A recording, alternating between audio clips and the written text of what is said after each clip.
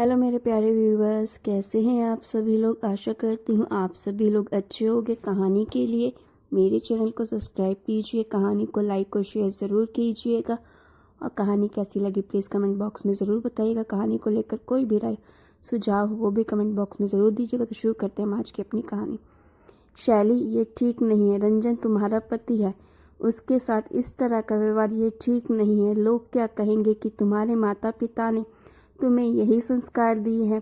शैली एक हंसमुख और चंचल लड़की है, जिससे मिलती उसका दिल जीत लेती। उसकी हंसी जैसे पतझड़ में बसंत लगती थी। सुंदरता तो ऐसी जैसे भगवान को कितनी फुर्सत थी इसे बनाते वक्त। हर एक चीज़ को इतनी बारीकी से नाप तोल कर बनाया।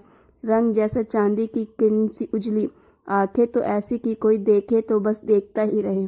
रंजन की माँ सावित्री देवी ने उसे एक समारोह में देखा था। उसे देखते ही मोह गई और अपने घर की बहू बनाकर ले आई। सबको शैली की किस्मत पर नाज हुआ कि घर बैठे इतना बड़ा घर का रिश्ता आया और बिना कोई दान दहेज के शादी भी हुई। ये अलग बात है कि शैली के पिता ने अपनी हैसियत से बढ़कर किया सब, पर इस बात से खुश थे कि बेटी वहाँ राज करेगी। हर पिता की तरह उनका भी सपना सच हो गया था कि बेटी अच्छे घर में जाए। शैली को भी अपनी किस्मत पर यकीन नहीं होता था कि इतने अच्छे घर में उसकी शादी हुई। इतना बड़ा घर, नौकर चाकर, सुख सुविधाओं की सारी चीज़ें जिसके बारे में वह कभी सोच भी नहीं सकती थी। शादी के कुछ महीनों तक तो सब अच्छा चलता रहा, पर धीरे धीरे रंजन का गुस्सा सामने आने लगा। रंजन का बहुत बड़ा बिजनेस था। वह काम के सिलसिले में अक्सर देर से घर आता, लेकिन शैली उसका खाने पर इंतज़ार करती थी। वो उसके आने पर ही खाना खाती थी। रंजन जब घर आता तो हमेशा उसका मूड खराब रहता। छोटी छोटी बातों पर देर रात हंगामा कर देता। कभी खाना अच्छा नहीं लगा तो कभी एसी का टेम्परेचर कम ज़्यादा है तो कभी उसकी चीज़ें समय पर उसके हाथ में नहीं मिली तो या उसके सामने शैली का फ़ोन बजा तो उसका गुस्सा आना तय था और वो गुस्सा फिर शैली के गालों पर निशान छोड़ जाता। शैली हमेशा कोशिश करती कि रंजन को गुस्सा ना आए, लेकिन कोई न कोई कमी निकाल कर रंजन अपना काम का सारा गुस्सा शैली पर निकाल लेता। शैली भी कब तक सहती। आज उसने रंजन को जवाब दे दिया उसी की भाषा में, तो उसकी सास सावित्री देवी आग बबूला हो गई कि पत्नी का क्या यही धर्म है। तुम्हें तो भगवान नरक में भी जगह नहीं देगा। इतने बड़े घर में शादी होने के लिए लड़कियां व्रत उपवास क्या क्या करती हैं और तुम्हें तो बैठे बिठाए मिल गया तो कोई कदर नहीं। पुरुष है, काम के टेंशन में गुस्सा आ जाता है और तुम कौन सा कम हो, क्यों उसकी ज़रूरतों का ठीक से ध्यान नहीं रखती हो। पत्नी का फर्ज नहीं निभाओगी तो क्या वह तुम्हारी आरती उतारेगा। माँ जी, आज आपको बहुत बुरा लगा। जब इतने दिनों से मेरे साथ हो रहा था तो आपके मुंह से एक शब्द नहीं निकला कि रंजन क्यों बहू को मारता है। उसे ऐसा नहीं करना चाहिए। मैंने जब आपसे कहा कि माँ जी आप रंजन से बात करिए तो आपने कहा कि ये पति पत्नी के बीच की बात है, मैं इसमें नहीं बोल सकती। तो अब क्या हो गया, ये भी तो पति पत्नी के बीच की बात है। और रही बात नरक में भी जगह नहीं मिलने की, तो आपको क्या लगता है अभी मैं स्वर्ग में हूँ। बोलकर शैली अपने कमरे में चली गई। तेरी इतनी हिम्मत कि तू अपनी गलती मानने की जगह मुझसे जुबान लड़ाए। अभी तेरे माँ बाप को बुलाती हूँ, यही संस्कार दिए हैं अपनी बेटी को।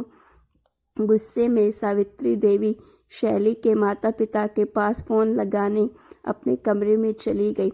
सावित्री जी के फ़ोन आते ही शैली के माता पिता तुरंत शैली के ससुराल पहुँचे।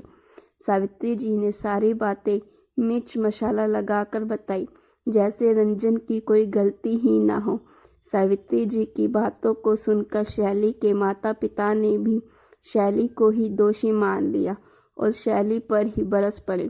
शैली की माँ ने कहा, बेटी क्या हमने तुम्हें यही संस्कार दिए हैं कि तुम अपने पति पर हाथ उठाओ।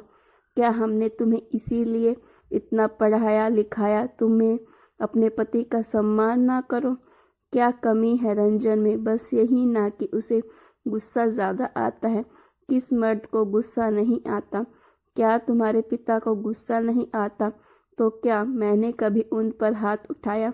और अगर रंजन ने तुम पर कभी गुस्से में हाथ उठा भी दिया तो ये पति का अधिकार है। क्या तुम इस बात को इग्नोर नहीं कर सकती हो? अगर इस तरह से तुम भी करती रही तो तुम्हारी गृहस्थी कैसे चलेगी? माता पिताजी, ये एक दिन की बात नहीं है। हमारी शादी के 1 साल हो गए हैं और इस 1 साल में मैंने शायद ही कोई दिन बिना थप्पड़ खाए बिताया हो।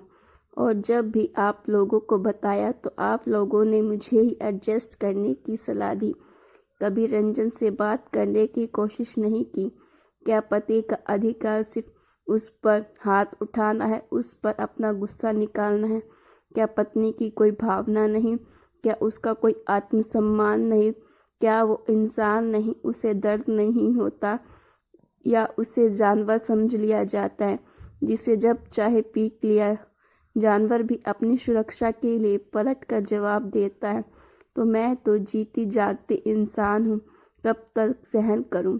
और आप लोग ही तो शादी के पहले कहते थे कि गलत करने से ज़्यादा गलत सहना है। अब जब मैंने अपने आत्मसम्मान के लिए कदम उठाया तो आप सब मुझे शेरनी से चूहिया क्यों बनाना चाहते हैं?